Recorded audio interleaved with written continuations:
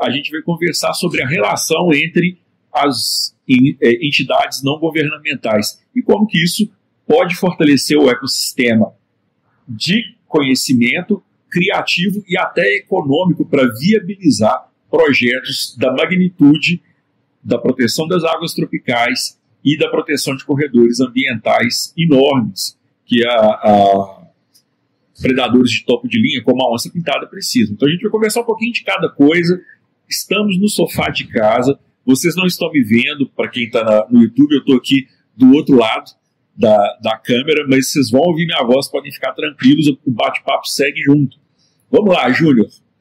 Então, Leandro e Ana, muito obrigado. Vocês fazem um trabalho já de muitos anos, toda uma vida trabalhando com a onça, mas na verdade a onça é apenas um objeto, não só no sentido ambiental, que vocês têm um carinho por um trabalho longo, mas ele tem uma grande ferramenta quando se fala de conservação, porque se você tem um ambiente saudável para a onça, significa que milhões de espécies vão estar saudáveis e vão garantir o ambiente como ele é nas condições naturais. Então o IOP, na verdade, é muito mais do que uma organização social de proteção da onça e sim proteção da vida silvestre. E aí eu queria que vocês falassem um pouco mais sobre o IOP na sua concepção, nessas perspectivas, nos projetos e nos trabalhos que vocês vêm realizando. Eu agradeço a oportunidade de falar um pouco sobre isso. Falar sobre o desafio de conservar a onça pintada, um predador topo de cadeia, ela nunca é fácil. Nunca dá para usar poucas palavras, porque é um assunto complexo. Por que complexo? Porque a onça é uma daquelas, como todo predador topo de cadeia, que pode matar pessoas, ele provoca todos os possíveis sentimentos. Por exemplo, tem muita gente que adora, acha lindo, maravilhoso, respeita, e tem gente que tem pavor e tem medo e quer matar e quer sair. Então, é uma espécie com sentimentos e percepções antagônicas. E isso é extremamente difícil de tratar, quando você quer tratar a conservação. Então, como que eu conservo uma espécie? Vamos fazer um exercício mais simples. É como dizer, na cidade, todo mundo quer conservar a onça. Ela está lá. Eu não tenho nenhum risco de vida da minha família, não vai me matar, não tem... E quem está vivendo com ela, fala, eu não quero conservar. Então, você que está na cidade quer conservar, então conserva você. E vamos dizer, aqui não tem área. Pois eu tenho área, então eu estou dando decisão. Eu entrei numa encruzilhada. E aí, quando você olha a legislação nossa de proteção da fauna, foi feita por pessoas letradas das cidades que fazem, no ideal, no que eles imaginam que é o ideal, correto, coerente, prudente. Mas esquece que eles estão fazendo leis para pessoas que estão vivendo lá, seguindo. E ninguém perguntou para eles. Ninguém perguntou, o que você acha de conservar a onça? O cara que teve alguém atacado, que já quase foi atacado, ou que se sente ameaçado, ou que leva prejuízo porque o animal come o gado dele, come o carneiro dele, ele fala, eu não quero fazer parte desse plano seu. Gostaria de escolher não participar disso, ele fala, mas eu não tenho escolha. Exato. Aí cai num conceito, que é dentro da biologia, da conservação, é um conceito de injustiça ambiental, que é aquele cenário onde eu crio uma regra para beneficiar todo mundo, mas eu esqueço que é só um segmento que cumpre, na verdade, que dever. O da onça é um clássico. Vamos conservar a onça? Vamos. Mas quem vai conservar? Quem tem onça no quintal. E ele teve chance, ele tem alguma compensação para ele? Não. Se a onça comer o gado dele, se a onça atacar o cachorro dele, ele vai ser compensado? Não.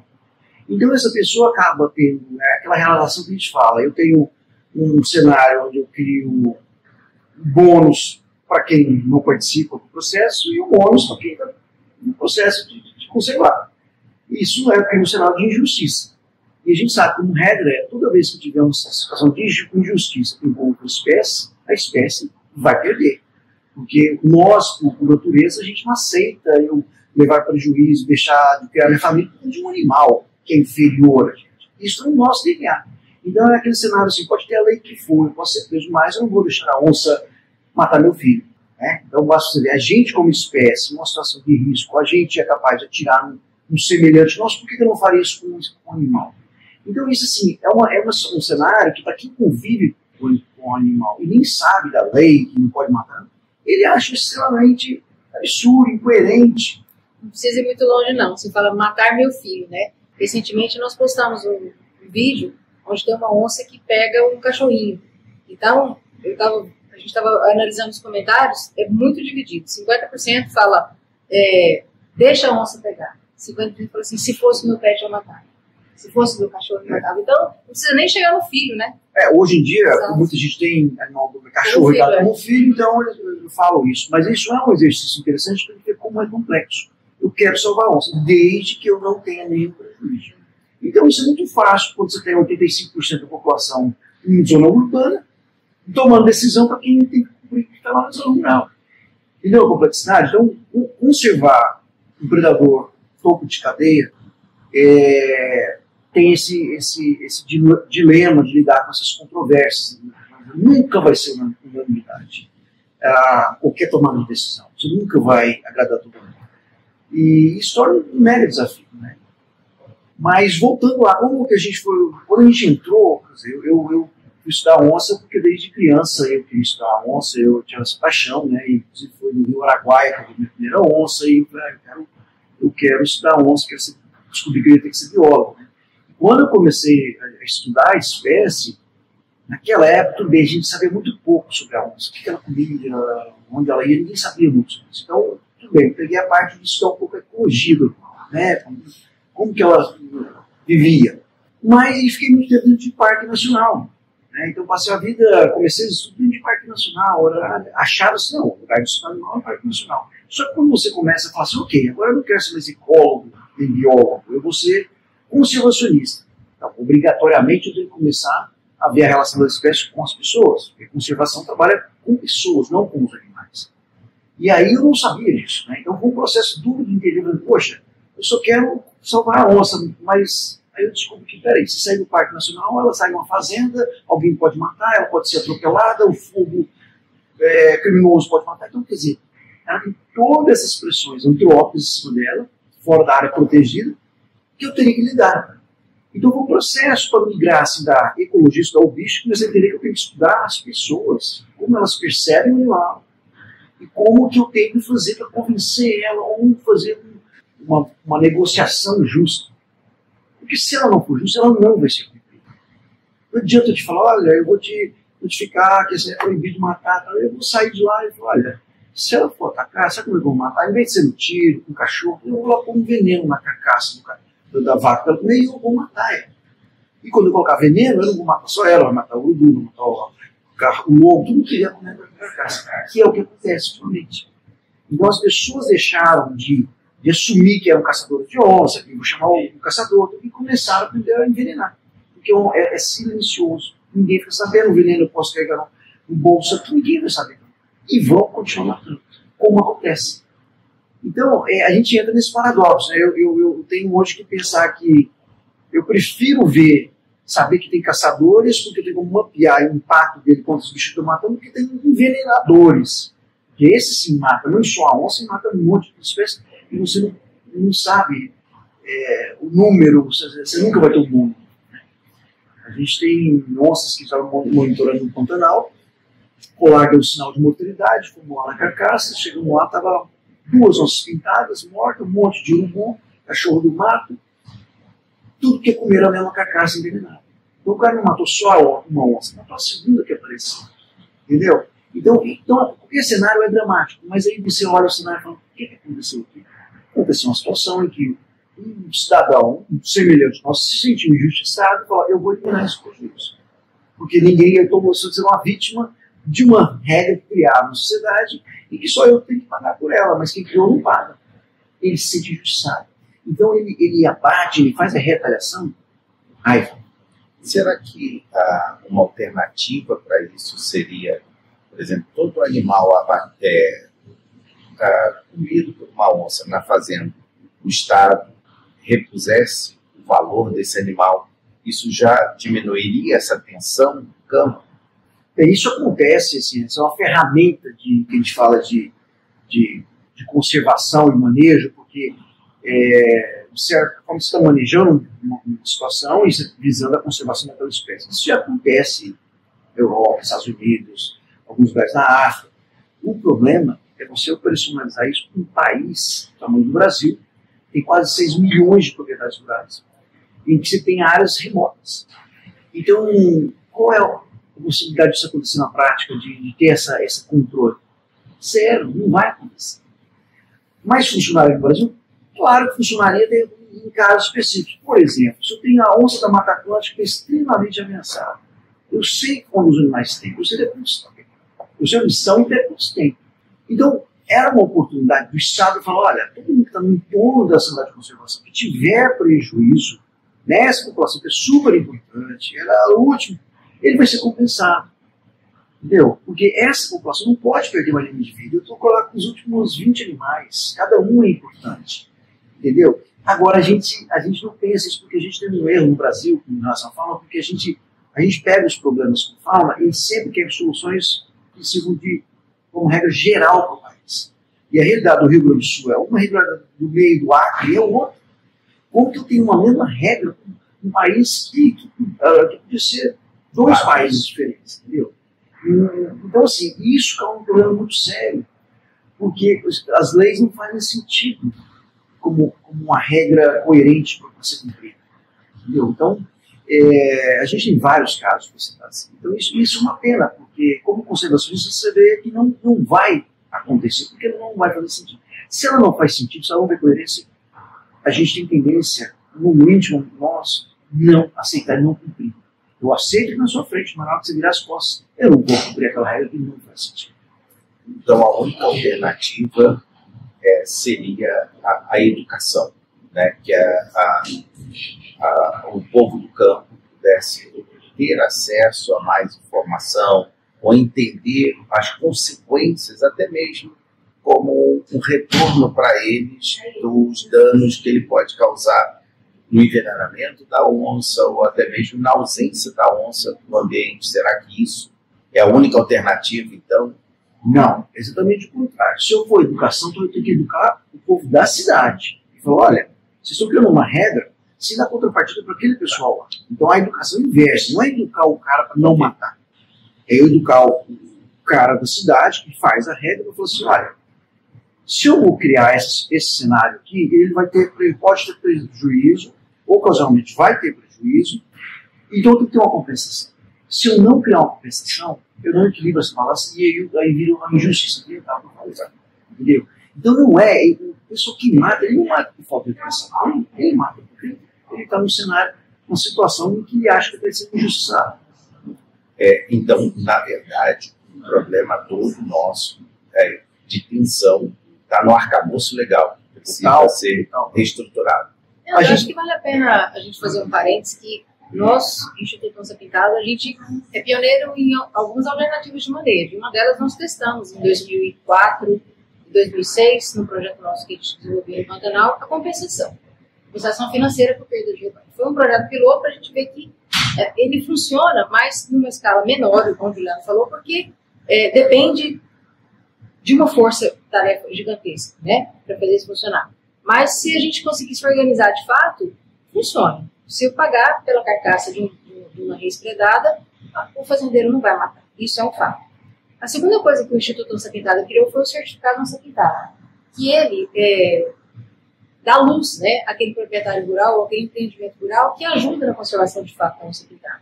Agora, fazendo uma inversão na ordem da cadeia, a população poderia, de fato, vamos supor que aquele proprietário ele produz uma carne e comercialize, ajudar a comprar aquela carne que tem o selo do certificado Onça Pintada e favorecer e beneficiar aquele proprietário que, de fato, cumpre, além de cumprir a legislação, faz um pouquinho a mais para a conservação da espécie.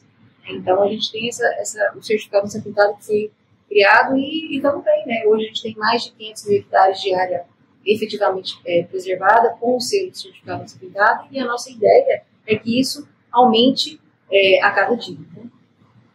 Mas se a gente pudesse fazer uma avaliação assim, a nível de país, né, como uma estratégia de conservação da espécie. Então, o primeiro passo é regionalizar os problemas e soluções. Bom, regionaliza. Então, o que vai valer para o estado de São Paulo, de repente, totalmente diferente vai para o Mato Grosso. Primeiro passo é isso. Aí dá para você trabalhar esses produtos, essas ferramentas, né, que ela falou. Então, assim, peraí, se eu estou num lugar que é único, que eu consigo ter uma comunidade produtora ali que eu consigo viabilizar por uma certificação ou uma compensação, ok, aplico aquilo ali. Tem lugar que eu vou fazer manejo, tem lugar que eu poderia fazer o manejo do indivíduo, dos indivíduos, problema. Então, assim, mas cada caso é um caso. A gente tem que ter a maturidade e a responsabilidade para fazer essa boa gestão desse cenário de conflito, que ele é meio óbvio, a interpretação é muito óbvia. Eu não posso tratar a Amazônia do mesmo jeito que eu trato a Caatinga, do mesmo jeito que eu trato o Pampa. Não tem nada, elas não têm nada a ver em termos nem de fisicamente, como a cultura que está em contato das pessoas. Né? Então, enquanto a gente estiver fazendo isso, a gente está errando. Mas a gente, assim, a fauna, vamos dizer, é uma consequência o problema com fauna é uma consequência de um problema anterior que vem na nossa legislação relacionada ao Código Florestal. Porque a gente criou um cenário onde a gente falou, ok, você vai ter refúgio aqui, reserva, na sua propriedade. Então você também, além de ser um produtor rural, você tem que ser um conservacionista. O preservacionismo é conservacionismo porque eu posso ter direito ao uso de madeira, manejar aquela área. Mas eu tenho isso aqui. Ok, aí falou isso. Aí vem a lei de fauna e falou assim, olha, e você não pode matar nenhum animal. Controle de nada. Tá? Por que eu criei isso? Olha, se eu tenho um refúgio na minha propriedade, vamos imaginar, eu tenho aqui lá meus 1.000 hectares, eu usei 800, deixei 200 hectares ali. Eu tenho onça vivendo ali. E eu começo a criar gado. Ela começa a comer, ela aprende a comer gado, porque é mais fácil de abater, e ela começa a crescer porque eu tenho gado. Então eu tenho casa e comida na minha propriedade. E eu tenho uma lei que diz, olha, você não pode mexer tanto nessa casa e nem nessa população desses indivíduos que estão dando prejuízo. Vai chegar uma hora que vai ser insustentável, principalmente para o pequeno produtor. E aí é onde as pessoas se confundem. Ela fala, mas o grande... Não, o grande não é problema, ele tolera um prejuízo de 4, 5% de perda. Quem não tolera é o pequeno. E a gente esquece disso. Então eu tenho um problema de escala social, não só ambiental, mas é social também. Então, assim, a lógica é a seguinte, a gente pensa assim, a fauna é um bem renovável, que ele está ali numa área, num ambiente físico, de limitação física. Se eu tenho, favorável, eu não estou abatendo nada, e eu tenho comida sendo oferecida o ano inteiro, o sucesso reprodutivo daquela população ele cresce de forma exponencial. Ele começa a crescer. E no espaço limitado. O que acontece? Eu começo a aumentar a densidade, e se ele está comendo gado, ele vai comer, de um tanto, muito mais que vai ser um tanto crescente. Né? E ele começa a ir para outras fazendas, começa a aumentar. Então, assim, uma coisa que era para ser boa se eu tivesse uso daquele recurso suscitado, renovável, mas ele passa a ser ruim quando eu não posso tocar. Porque aí ele começa a desequilibrar, porque ele cresce fora do normal e começa a dar prejuízo. Começa a criar uma percepção errada. Por exemplo, o porco do mato me atacando o milho, comendo meu mandiocal. Se eu não posso mexer nele e eu tenho que só ver ele acabar com tudo, ele vira uma praga. Ele entra no conceito de praga para mim. Ele é uma praga. Como eu mato rato que entra na minha dispensa, eu vou lá no supermercado com um raticida, eu quero também matar o mas eu não posso. É ilegal. Entendeu? A lei de fauna não pode matar. Então eu crio um cenário de eterno conflito. Então é impossível eu ser sustentável no Brasil, no conceito de sustentável, onde eu vou empreendedoração, vou manter o meio ambiente, economia, é impossível manter esse tripé sem eu corrigir esse desequilíbrio que eu causo na fauna. Entendeu? Agora, se eu corrigir de forma ilegal, eu já não sou sustentável. Entendeu? Aí é a hora que falta o Estado estar presente. Não, tudo bem, as regras são essas, a gente está acompanhando a população, a gente entende que a capacidade de suporte é de 200 capivaras nessa área, a gente já está com 500, esses 300 vão ter direito ao uso como um ativo ambiental. E para piorar o cenário, do meu ponto de vista, as leis e as regras para definirem o status de conservação das espécies também não acontece de forma regional como deveria ser, de forma nacional. Então, por exemplo, na várias regiões do Brasil onde o queixada, que é a principal comida da onça-pintada, ele está numa situação de superpopulação, em outros não tem mais. Só que hoje o queixada está no status de ameaçado, então dificilmente você consegue manejar aquela população. Agora, se você definisse isso por região, você teria como conciliar e ao mesmo raciocínio. Então é complicado de uma ponta a outra. E aí que eu ia perguntar para vocês. No caso do IOP, qual o maior desafio que vocês têm hoje como instituição? Qual é a grande meta que vocês querem chegar? E para chegar nessa meta, do que vocês precisam que ainda não tem? Eu acho que tenho certeza que é mudar a percepção do brasileiro em relação à fauna em geral, mas usando a onça como a principal referência. Entender o seguinte: manter onça fora de área protegida tem um custo. Esse custo tem que ser assumido e ele tem que ser compartilhado. Tem que ser repartido. Ele tem que ter um custo. Então, primeiro, se você imaginar quem tem onça hoje na nossa propriedade, você é um grande proprietário, terra custa caro, você tem um grande proprietário, e tem reserva legal. Eu tenho que manter reserva legal, eu tenho um investimento, então assim, tem um custo disso. E ela vai começar a estar caminhando, vou ter prejuízo, tem custos associados a isso. Enquanto a gente achar que é justo só um segmento pagar por isso, a gente não vai viabilizar a conservação das espécies. E vai lembrar que hoje 4%, somente 4% da distribuição está dentro de unidade de conservação de uso restrito. Tá? 4%. Ou seja, o restante está onde? Está em áreas onde eu posso ter manejo reserva extrativista, eu tenho alguma atividade humana. Principalmente em área privada. E área privada. Então eu tenho atividade humana, eu tenho economia de subsistência, economia de grande escala, não importa, está funcionando na cidade. Então, assim, eu obrigatoriamente, para conservar o símbolo brasileiro da conservação da biodiversidade, eu tenho que envolver o setor produtivo, as pessoas. Não é o Estado que vai salvar as pessoas. Então ela tem que ter uma compensação por isso, porque ela vai ter um custo. Para ela falar assim, eu não vou matar, eu posso ter prejuízo. Um prejuízo que você não tira dela é o custo emocional. Porque viver perto de um animal, sua família vivendo num quintal que você for lá, tem risco de uma onça te atacar e matar, já é um custo emocional, mas esse você vai viver com ele. Seria como você viver também com o risco de levar uma bala perdida na cidade. No Rio de Janeiro. Aí falar, é o custo de morar no Rio de Janeiro. Tudo bem, esse aí já vai assumir, você não vai tirar dele esse custo emocional. Mas para tirar os outros custos, a gente precisa de assumir primeiro que tem um custo, para depois ver como nós vamos compartilhar esse custo. Senão não tem saída. Nenhum lugar no mundo predador foi salvo ou teve alguma estratégia que funcionasse sem uma compensação. Nenhum. A gente tem nenhum caso disso. Pode procurar, não existe essa referência. Porque o que salva uma questão não é a educação. Ana e Leandro, a questão da onça pintada envolve uma disputa por território. Né? O ser humano ele ocupa um território que era um território de caça, e aí acaba tendo um animal predado, enfim, a gente deu para entender esse conceito muito bem. Agora, como que a crise hídrica ela afeta essa crise de ocupação de espaço e o contato entre os seres humanos e a onça? Com certeza afeta, afinal, nós, tanto a gente como a onça, depende de água e a gente vai sempre aproximar da água. Todo mundo, a chance de encontro, de conflito, aumenta exponencialmente, por dizer. Você pega exemplo do Pantanal, você tem várias...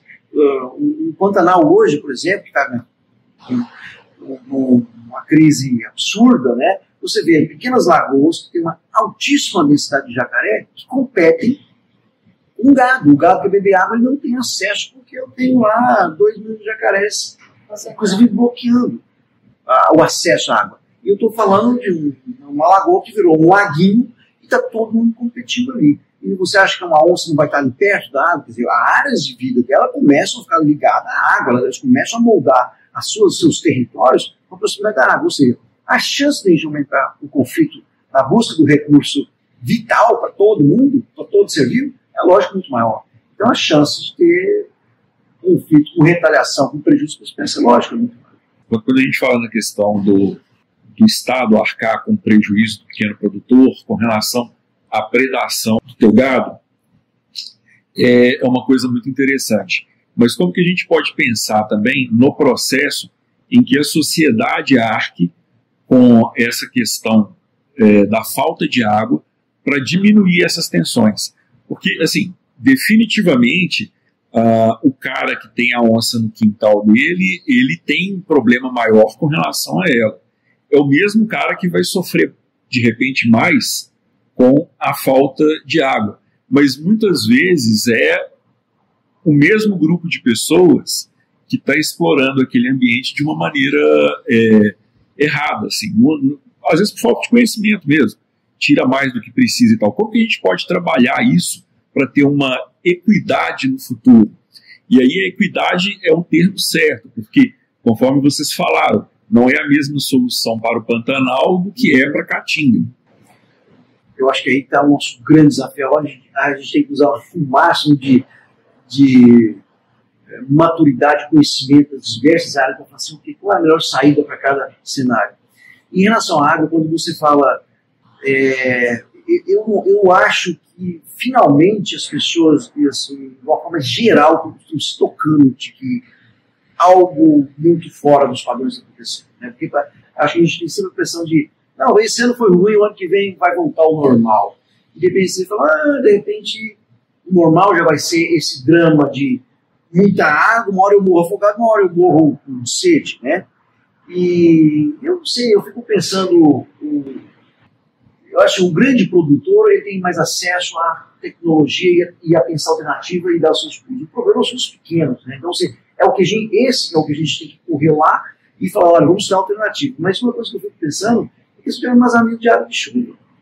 Eu acho que esses fazendas vão começar a pensar igual no Nordeste, se você viver, você fala assim, olha, eu tenho que coletar tudo que cai nessa época, porque na seca eu não tenho essa água mais no meu córrego, na minha lagoinha. E eu vou ter que racionar essa água. Antes era à vontade, agora não é mais.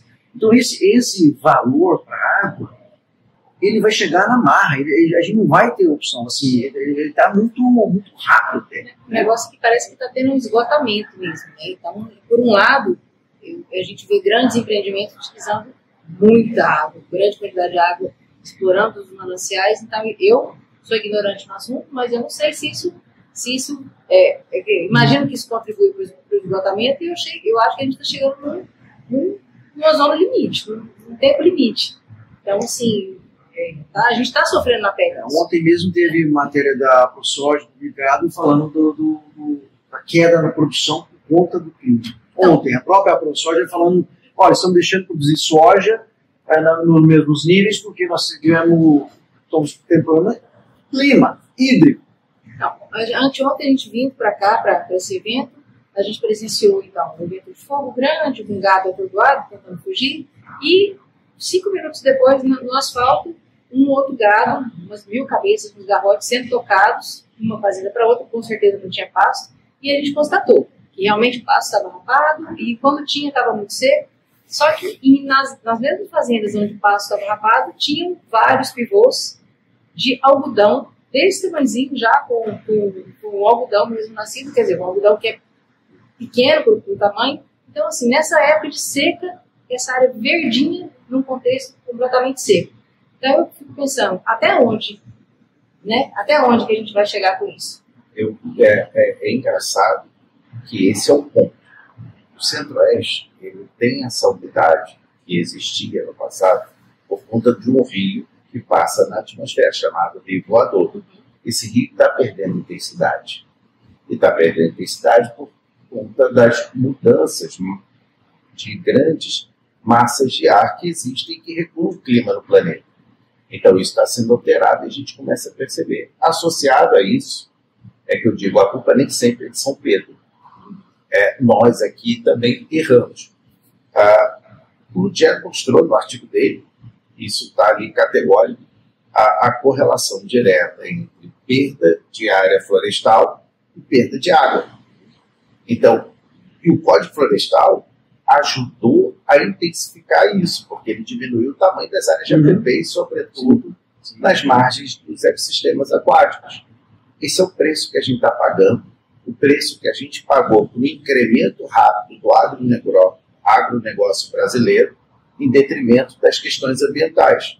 O agronegócio vai começar a pagar o seu preço, que é a falta d'água, porque não existe agricultura sem água.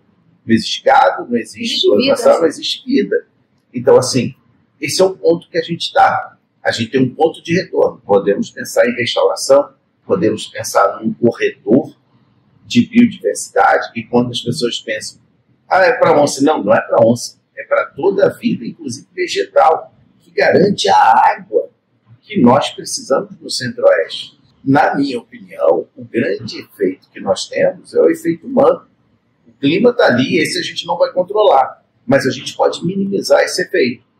Aumentar a nossa cobertura florestal nas áreas, porque não precisa abrir novas áreas de pasto, tem muitas áreas que estão aí sem latifúndios sem usar e poderiam ser restaurados. Pensar nas áreas de recarga do nosso subsolo e, consequente, pensar tudo nesse emaranhado. E aí que eu venho com uma pergunta para vocês dois, e que eu vou dar a minha opinião, que queria ouvir de vocês, que é a questão: o quanto as diversas organizações sociais se entrelaçando, cada uma as suas habilidades, a gente pode criar esse movimento de mudança do comportamento. Você foi muito feliz, Leandro, quando você fala que a mudança não é só do comportamento da área rural, e talvez nem precise da mudança do comportamento da área rural. Precisa a área urbana entender que as pressões que existem hoje das áreas urbanas sobre as áreas rurais, ela é imperceptível, mas ela é muito maior, não só no arcabouço legal, mas nas suas demandas e na manutenção delas como elas são, refletem no nosso campo. Então, eu queria ouvir de vocês como é que as diversas organizações podem se entrelaçar, que forma vocês imaginam que isso pode acontecer para que a gente aumente e reverbere esse som. Eu acho que, na prática, um evento como esse. Ontem estava conversando com os colegas e falando, poxa, um evento desse daqui, se a gente começa a trazer outros atores estratégicos, né, da sociedade, da comunidade local, para participar, a gente começa a colocar informação, e começa a ouvir. A gente gera essas informações com os cientistas para buscar a solução. A gente identifica o problema, a gente estuda o problema e a gente busca a solução. Mas a solução está na cabeça de cada um de nós. A solução não está só com né? Então, quando você traz as pessoas e passa a informação, ela aprende um pouco e ela retribui com informação dela, te ajuda a achar soluções para os problemas que a gente está tentando resolver. Então, eu acho assim, a gente tem que, quanto mais eclético for os grupos de discussão, de compartilhamento de informação, mais rápido de mexer nas soluções. Porque é o que eu falei, senão a gente fica correndo no erro, a gente achar que está vindo com solução e não conversar com a parte que vai se trabalhar, que vai falar assim, não, mas isso eu não vou fazer. Não, isso não funciona, não, isso eu não gosto, não, isso eu não acredito. Ele tem que estar desde o começo no processo. A gente tem que mostrar para as pessoas sobre o que a ciência está levantando, deixar ele complementar com a informação empírica dele e falar assim, vocês estão entendendo que nós estamos no mesmo barco? A diferença é que eu estou estudando aqui, você está vivendo ali, mas a gente está no mesmo barco. A gente vai sofrer do mesmo jeito, vai faltar água para você aqui, mas vai faltar água para mim também, a mesma água. A água é nossa. Então, assim, para sentir que a gente está todo mundo parte do problema e todo mundo deve ser parte da solução, eu acho que a gente tem que mesclar mais. Um evento com cientistas sempre tem que ter os políticos, os representantes das comunidades, domingo convidar e trazer esse pessoal para falar uma opinião ou outra, nem que ele entenda a ciência mais, ele não entenda a ciência mais complexa, mas ele entenda que tem um monte de gente que ele pode estar gerando informação que ele pode usar para poder tirar dúvida ou para contribuir para a formação dele, mas enfim. Eu acho que é isso, a gente tem que nós somos tão diferentes, né, como sociedade, cara, a gente tem que pegar essas diferenças em um conjunto, né, toda hora que a gente reunir para falar um problema que é para todo mundo. Eu acho que estava analisando bastante por esse conceito, né, vamos falar assim, do Araguaia, que é o nosso nossa menina dos olhos, né, que a gente está trabalhando. Eu acho que a gente está diante de uma oportunidade única no Brasil, porque nós temos diversos atores, áreas que se complementam, e que essa oportunidade ela não pode ser desperdiçada. No entanto, vou complementar o que o Leandro falou, os moradores do corredor, vamos falar assim, eles não têm culpa, mas eles são ignorantes em todo esse contexto que a gente, como pesquisadores, está começando a aprender. Eu estou aprendendo um monte de coisas aqui, né? Que eu até ontem era muito mais ignorante do que eu sou hoje. E então, a gente precisa de mostrar para o produtor, ou para aquele ribeirinho, ou para o indígena que vive nessa região, para gente, essa água, que esse problema da água, é em função disso, e nós temos como reverter fazendo isso, porque eles não sabem.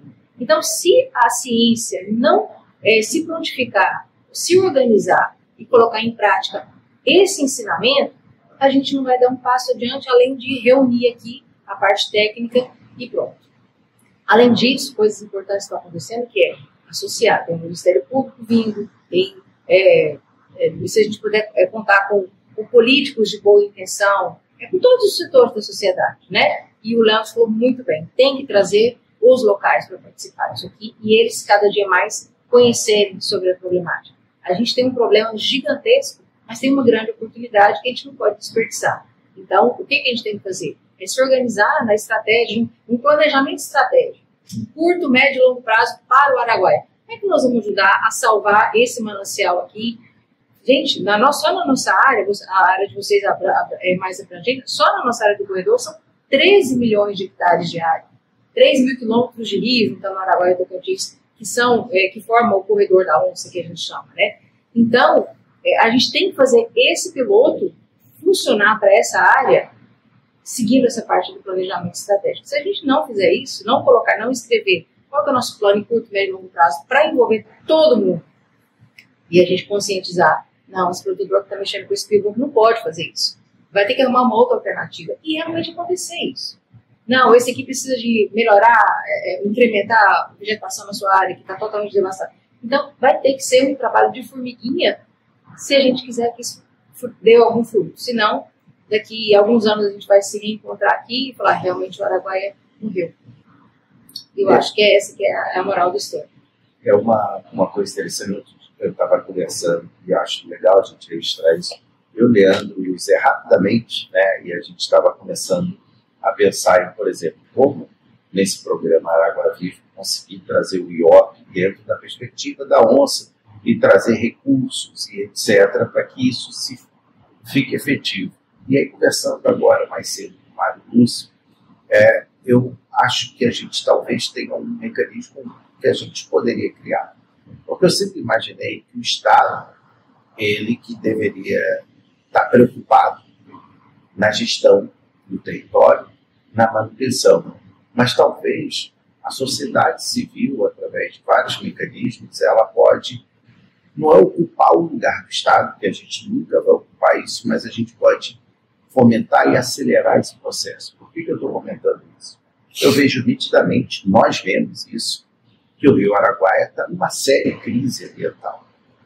Essas organizações todas que orbitam o Araguaia poderiam criar um gabinete de crise ambiental em que a gente reunisse, e eu queria ouvir vocês nesse sentido, a gente reunisse vários técnicos, vários conhecimentos, e que ali a gente tivesse um organismo que a gente planejasse e entregasse. Se o poder público vai usar o planejamento proposto por esse gabinete de crise ou não, já não cabe a gente. Mas a gente não só entrega ao poder público, mas a gente entrega à sociedade. E a gente entrega à sociedade, nas suas várias representações, mecanismos que eles possam cobrar dos políticos, quando vão pedir os votos deles, ações. E falar, senhor, aqui, os especialistas estão dizendo que a gente precisaria ir nesse caminho. Qual o seu compromisso com isso? Não quer dizer que eles tenham que cumprir efetivamente tudo que nós colocamos no papel, mas isso dá um norte para a sociedade. Eu acho que poderia ser um belo caminho desse enlaçamento das várias organizações que existem. E dando o Araguaia como exemplo, só para devolver a palavra para vocês, eu acho que o Araguaia é um caso que ainda, nas próximas décadas, vai demonstrar um caso de sucesso do nosso país.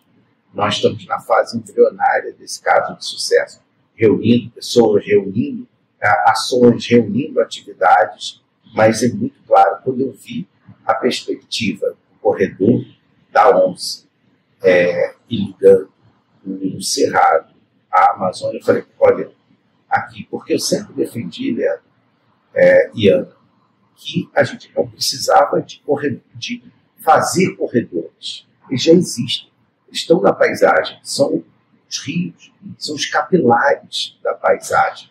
Então, quando eu vi essa proposta, finalmente tem colegas que conseguiram avançar muito nessa ideia, porque se isso der certo, a gente tem um case para todas as outras bacias hidrográficas do Brasil. E você foi muito feliz também em falar, não adianta fazer nada se a sociedade não está presente. Né? Então, eu acho que poderia ser um caminho desse enlaçamento das organizações e de unificar todas as ações num patamar como se tivesse um macro conselho. Concordo 100%. Eu acho que a gente tem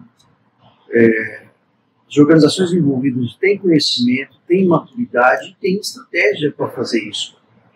Então, assim, nós todos conseguimos pegar o melhor de cada um e pôr na mesa e falar qual a estratégia, o que a gente faria se a gente estivesse governando aqui, se a gente fosse responsável pela gestão desse território, o que a gente faria? Poxa, só tem cabeças pensantes do melhor nível possível do país. Como que a gente não consegue sair com a solução? A gente tem que pegar a nossa parcela de 1%, nós como pesquisadores, conectar diretamente com os 99% que são os responsáveis por preservar ou destruir, que estão na conexão do rio, né? E falar na linguagem popular deles. Não adianta a gente ficar simplesmente falando da linguagem técnica científica. Não. Eu acho que tem que trazê-los para o ciclo, para a roda, e falar na linguagem que eles entendem. E mostrar. Eu sinto que a gente está numa curva, já estamos chegando no topo e de repente vamos começar a descer por um caminho que talvez não tenha volta para a saúde desse rio, né, desse corredor. Então, para mim é um pouco um cenário meio desesperador. Temos esperança, mas ele é desesperador. Só que se ficar isso só entre nós, amanhã nós vamos chegar na minha reunião e vamos falar, já é. Então, assim, é isso que eu fico pensando. Gente, para encerrar e mudar um pouco o foco, vocês mantendo ainda dentro do que vocês estão falando, eu queria que vocês terminassem com a seguinte reflexão. Vocês falaram quanto custa manter a onça viva. Beleza. Mas qual que é o custo de não ter a onça?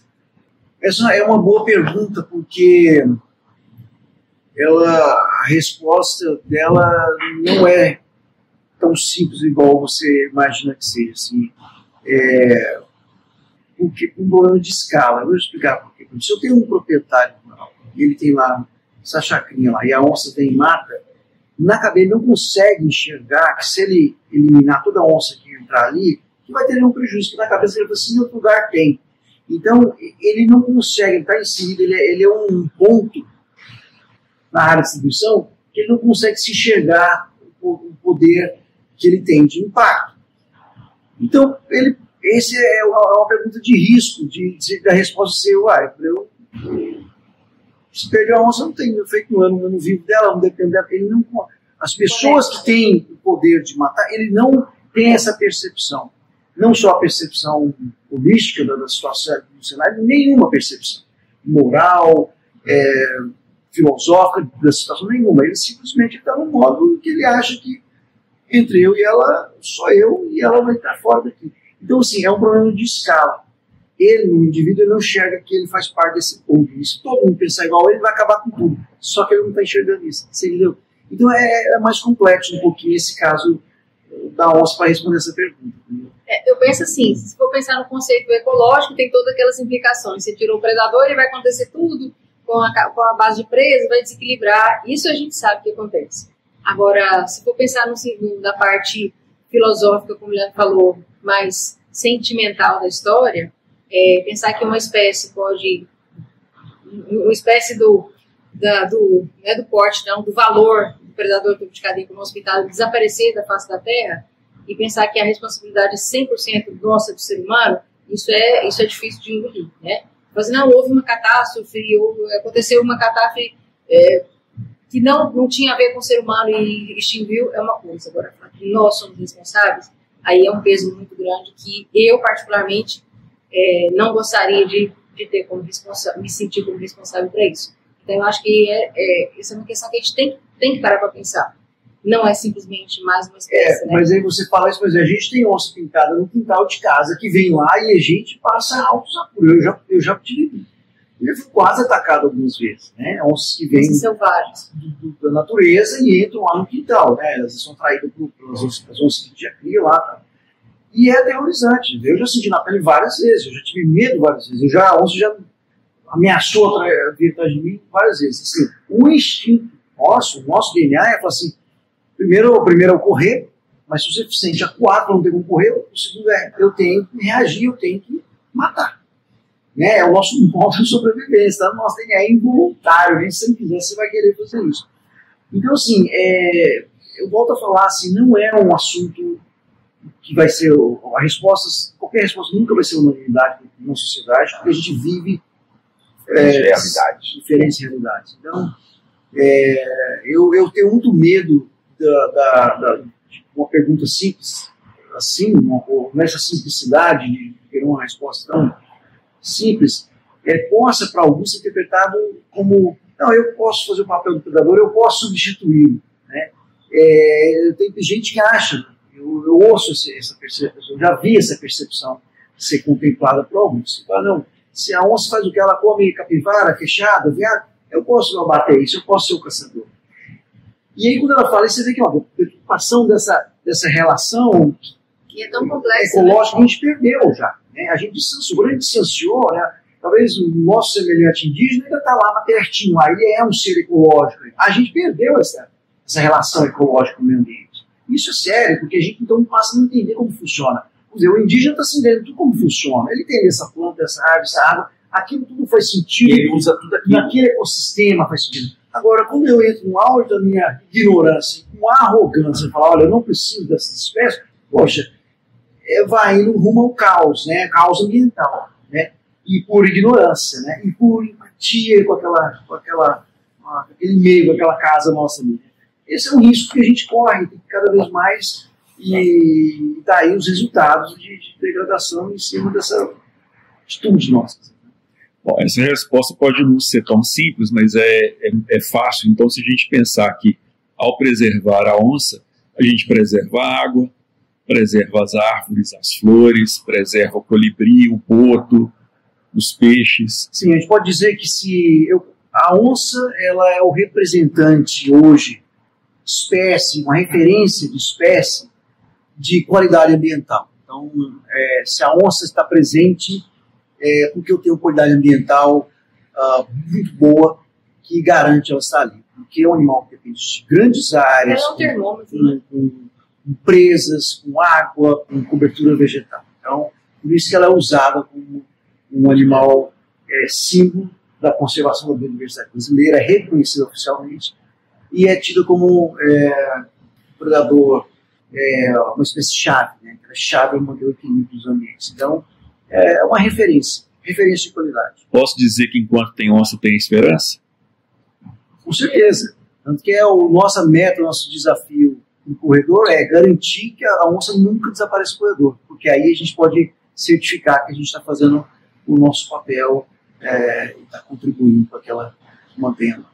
Rodrigo, enquanto vocês conversavam, eu fiquei imaginando um cenário na minha cabeça e imaginando as crianças que podem ver um programa como esse. E eu acho que a melhor metáfora para a sociedade humana seria a onça, o leão, o elefante, aqueles animais que a gente consegue ver, entender o predador topo de cadeia. Seria como se existisse um parlamento na natureza, eles fossem o representante de todas as outras espécies nesse parlamento e que eles estariam construindo leis que pudessem manter todo o seu modo de vida funcionando. Então, a onça seria um deputado, um senador, no parlamento da natureza, garantindo a sobrevivência dessas outras populações. Acho que é uma metáfora que, enquanto vocês falavam, veio na minha cabeça e eu estou compartilhando com vocês. A gente tem um plano de desenvolvimento de ecoturismo no Araguaia, pensado há muitos anos, de ter as cinco espécies bandeira do Araguaia. Né? Então, igual tem na África os Big Five, temos os Big Five tudo aqui. Né? Então, o que a gente pegou? Pegou um predador topo de cada nicho. Então, a onça é da floresta, a ariranha é da mata e rio, o boto é das áreas abertas do rio, no todo, a piraíba é do canal do rio, das áreas mais fundas, e a arpia... e a arpia seria o alado, e a gente substitui depois o jacaré-açu seria o predador dos lagos, porque ele é mais limitado ao lago. Mas isso faz sentido, eu acho que vale a pena você, o pessoal da educação ambiental, ir por criar essa história, e de repente criar isso faz muito sentido. Então, cada representante de cada nicho ecológico. Eu acho Parlamento do Araguaia. Eu acho que é legal isso aí. Gente, para poder encerrar nossa conversa, tem alguma consideração final? Queria só agradecer a oportunidade de estar aqui aprendendo cada dia mais. Então, assim, são muitas frentes de trabalho, diferente das nossas, né? Então, para mim é enriquecedor. A cada conversa, cada palestra, só que a gente tem que colocar isso para fora desse quadro aqui, desse ambiente aqui. Não, agradecer. Eu acho que a oportunidade de ver essa meninada nova aí é muito boa, é animador, é incentivador, né? Porque tem hora que a gente cansa, né? Parece que a batalha a gente está sozinho na batalha, aí você vê a meninada engajando na nossa batalha, aí você ganha mais um fôlego, né? Então é muito prazeroso e incentivador para a gente continuar nessa batalha. Leandro, vou botar aqui a mão, nós três juntos, representando a todos, que a gente consiga, de fato, nos próximos anos, olhar e falar, estamos melhorando. Acho que esse é o nosso objetivo. Fizemos uma diferença. Exatamente. A gente que agradece. Obrigado, gente. Obrigado.